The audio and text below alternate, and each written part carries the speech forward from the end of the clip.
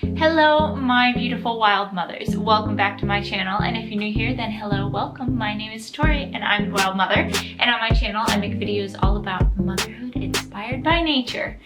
In this video today, we are going to talk about child foot development. Riveting, I know.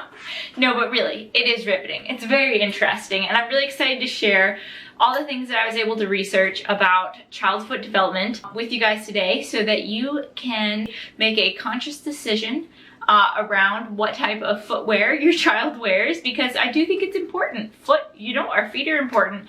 And my tagline and the whole point of this channel is about motherhood inspired by nature, and it's kind of how I live my life and raise my babies, is like looking to nature for how I should raise my kids. So like just living as close to nature as we possibly can. And in this modern day world, there are a lot of things that come in between us and nature and how we raise our kids. And I just felt like this was a topic that I really wanted to have on my channel, because I think it is a topic that's becoming a little bit more mainstream and out there. Moms are becoming more like aware and conscious of the choices of like things that we put on our children, both in their bodies, but also the things we put on the outside of them, shoes included. So I want to go ahead and jump into this video and tell you everything that I've learned about foot development and shoes and what I'm personally doing for my children and their shoe choices. So let's dive into this video. Fun fact, did you know that the bones of our feet do not fully harden and develop into place until we are 18 to 20 years old? Isn't that cool? So let's just talk about tiny baby feet, shall we? Everybody loves their tiny, precious babies' infant feet, right? So infant baby feet are so supple and small, round. They have a precious little fat pad on the soles of their feet, and their bones are very flexible in their feet because they have not assumed their final shape yet. So infants and children really use their toes to help explore, to help their feet when they're learning to stand. They kind of grip things with their toes, and their feet have lots of like nerves, and it's how they help sense things with their feet as they're learning to walk. And so practically speaking, for a baby who isn't walking yet, they don't really need anything on their feet, right? Like nothing should be put on their feet. That is generally agreed upon by all the experts. When I say experts, I'm referring to like pediatric podiatrists or those who specifically study and research child foot development.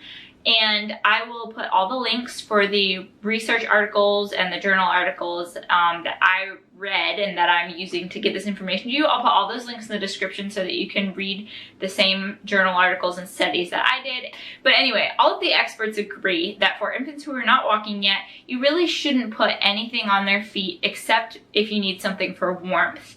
So loose fitting cloth like socks, something just to keep their feet warm. Depending on what climate you're in, you may need that. All experts pretty much agree that avoiding shoes during infancy can lead to improved balance, it can promote tactile sense, and it can help to mitigate negative influences on natural foot development. So as infants start walking, if they need shoes for protection, the shoes should be very soft and flexible so that it's basically simulating like being barefoot as much as possible. So I'll show you an example of a soft and flexible shoe that I have for my daughter. This one. So you can see that it's just like leather. All of the shoes that I get for her are leather or like fake leather, but it can completely bend. It's like a little moccasin. And so this type of shoe is allowing for her feet to still be developing and being shaped and grow properly without being hindered and held back by a shoe, even when she's wearing these. So this is the type of shoe that they recommend for children once they're learning to walk if they need a shoe. Indoors, don't really need shoes. Even the experts agree on that. When they're learning to walk, there's no point really to put shoes on them. If you're going outside or, into like stores or other places where there could be hazardous things on the ground, then you want a flexible shoe like this one as much as possible. And that kind of goes with how the recommendations are for kids as they age as well. So for toddlers and preschool children and older children, it's really recommended that you cater the shoe to the environment that they'll be in if they need it.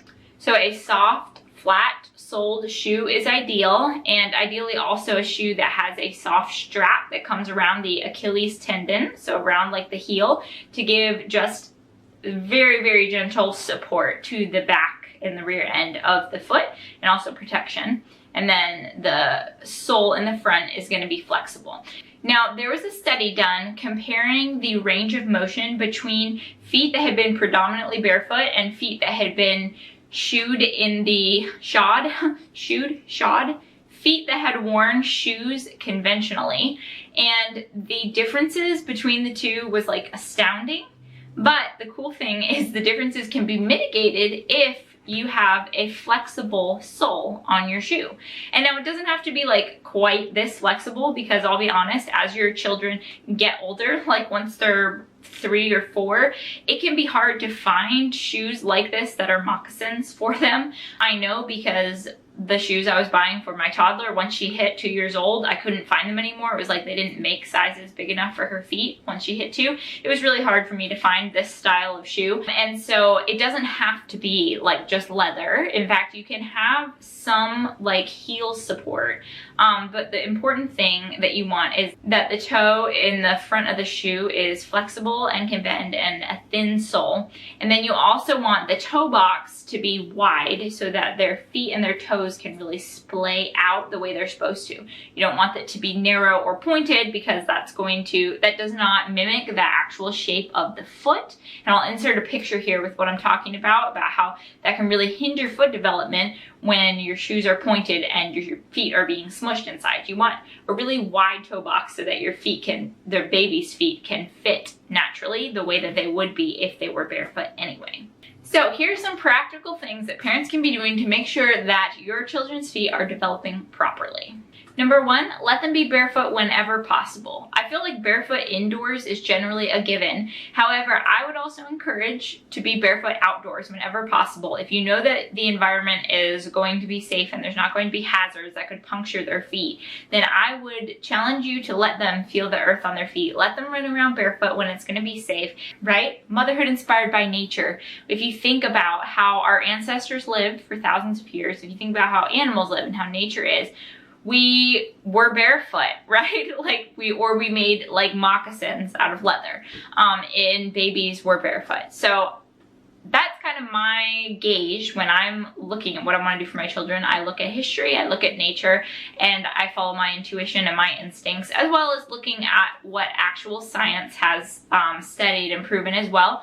Just looking at everything encompassing and making a decision based on all of that evidence. So barefoot whenever possible is best. Number 2, purchase shoes that have thin, flexible soles as well as a wide toe box so that their feet can be mimicking being barefoot as much as they can be when they're wearing a shoe.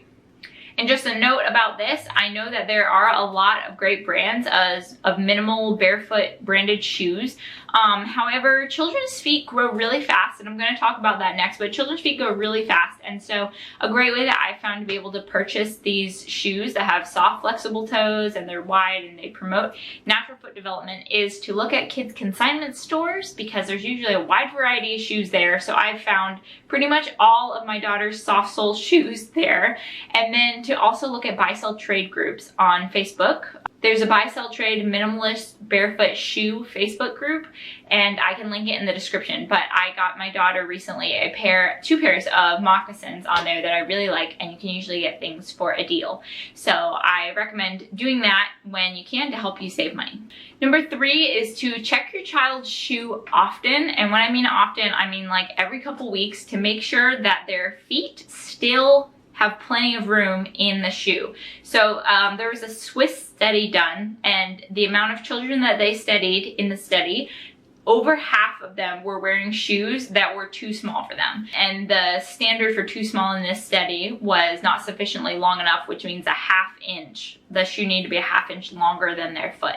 So you can use that gauge when you're checking your child's shoe and just make sure that it's at least a ½ inch longer than their foot is. Now the trick is that children's feet grow very quickly. For babies less than 15 months old, feet grow a half of a shoe size every 2 to 3 months. For babies 15 months to 2 years old, the feet increased a half a shoe size every 2 to 3 months. And then for kids 2 to 3 years old, there was a half a size increase every 3 to 4 months. And then from the 3 to 5 years old, there was a half a size increase every 4 months. So definitely be checking your kids' shoes like at minimum monthly, but ideally, especially when they're less than 2 years old, be checking them every couple weeks to make sure that they still have enough room and their feet just have enough room to be able to be moving a little bit with that half-inch room in the shoe so that they're not being smushed at all or hindering the growth of their foot. My last tip number 5, is to have a healthy diet for your children that has a lot of calcium and a lot of vitamin D.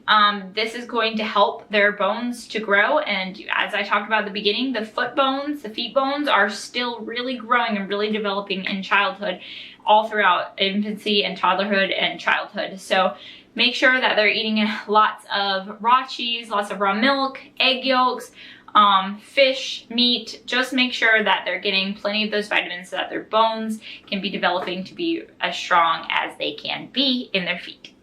So I think that concludes everything that I have to say about child foot development in this video. Thank you so much for watching. If you would like to follow me on Instagram, I would greatly appreciate it. I talk all about more wild mother life and being a natural-minded mama and all of the natural mothering type of things on my Instagram, and I'm on stories almost daily. So I'd love if you follow me. It's at Wild Mother Life, and I will link it in the description below as well. So thank you so much for watching this video, and I hope that you all have a fantastic week. I'll see you next week.